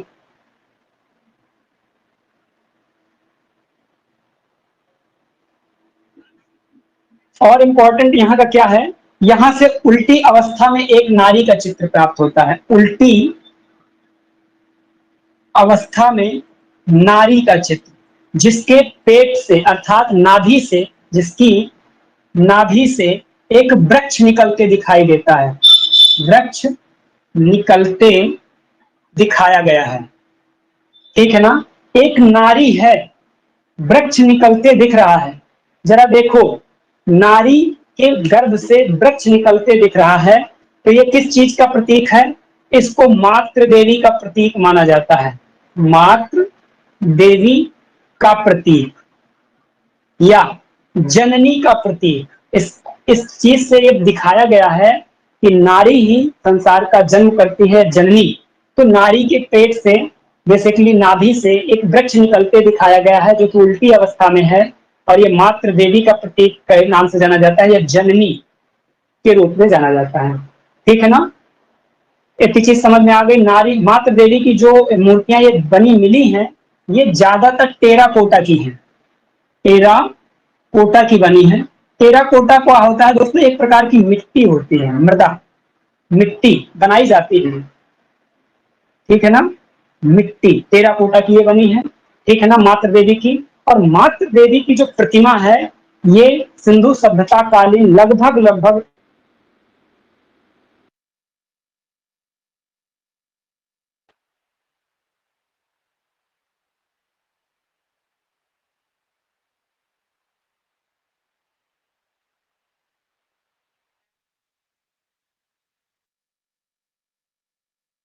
पूछ सकता है कि मातृ देवी की जो फेमस, अगर आपसे कभी मातृ देवी की लगभग हर जगह से प्राप्त हुई है, लेकिन अगर वो प्रश्न पूछता है कि निम्नलिखित में से मातृ देवी की प्रतिमा कहाँ से प्राप्त होती है, तो आप टिक करेंगे हड़प्पा, क्योंकि यहाँ की ही मातृ देवी की आपकी प्रतिमा क्या है? अधिक फेमस है। बाकी अदर भी स्थानों से मातृ देवी की प्रतिमा प्राप्त होती है। तो एक चीज ये हो गई। और क्या होता है भैया? और देख लें, और एक इंपॉर्टेंट है, यहां से एक समाधि स्थल प्राप्त होता है, समाधि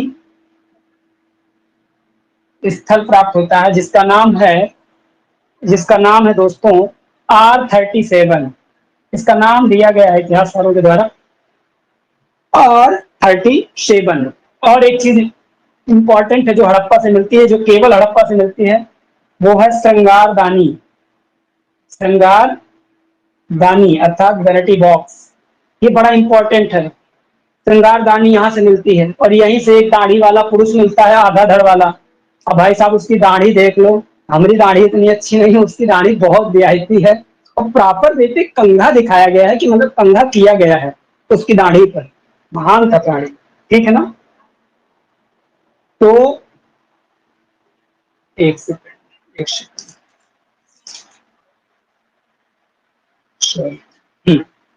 तो भैया श्रृंगारदानी यहाँ से मिली है। एक चीज जरा गलत हो गई है, ये दाढ़ी वाला जो व्यक्ति है हड़प्पा से नहीं मिला, ये मोहनजोदड़ो से मिला है। ये थोड़ा गलत हो गया था, बोलने में कई बार चीजें निकल जाती हैं, भाव विघोरित हो जाती है। श्रृंगारदानी का साक्ष्य मिला है, ये बड़ा इंपॉर्टेंट है, इस चीज को आप याद रख लीजिएगा। इसके अलावा यहाँ से 18 वृत्ताकार चबूतरे, 18 वृत्ताकार चबूतरे मिले हैं। अब इनका क्या कंसेप्ट था तो कुछ समझ में नहीं आता, लेकिन ये है कि इनका कंसेप्ट ये था कि 18 वृत्ताकार चबूतरे, यहाँ लोग बैठते रहे होंगे, आपस में एक जगह बैठते रहे होंगे, ये कंसेप्ट हो सकता है इस चीज का, कि 18 वृत्ताकार चबूतरे मिले। एक और इंपॉर्टेंट मिला है लकड़ी का ताबूत, लकड़ी का ताबूत, ये चीज मिली है। ये सवाधान का साक्ष्य प्रकट करती है कि यहाँ के लोग सवाधान के बारे में सही से जानते होंगे। एक चीज और मिली है, एक बर्तन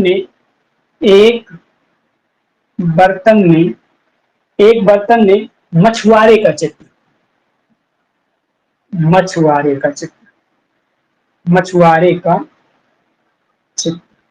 ये भी दोस्तों आपका हड़प्पा से ही मिला है। तो हड़प्पा से मिलने वाले जो कुछ महत्वपूर्ण चीजें हैं, ऐसे बहुत सारी चीजें हैं दोस्तों जो हड़प्पा से मिली हैं, मैंने वो सारी चीजें आपको लिखवाई हैं जो आपके एग्जाम के पॉइंट ऑफ व्यू से मुझे जो लगता है कि पूछा जा सकता है, ठीक है ना। तो कुछ इंपॉर्टेंट चीजें मैंने हड़प्पा की बताई आपको। और इसके बाद जैसे आज हड़प्पा खत्म हुआ, कल मोहनजोदड़ो खत्म होगा, और भी जो स्थल है वो सारे स्थल खत्म होंगे समय के साथ, और लगभग 2-3 क्लासें इसकी लगेंगी, और 2-3 क्लासों में पूरा आपका सिंधु घाटी सभ्यता खत्म हो जाएगी।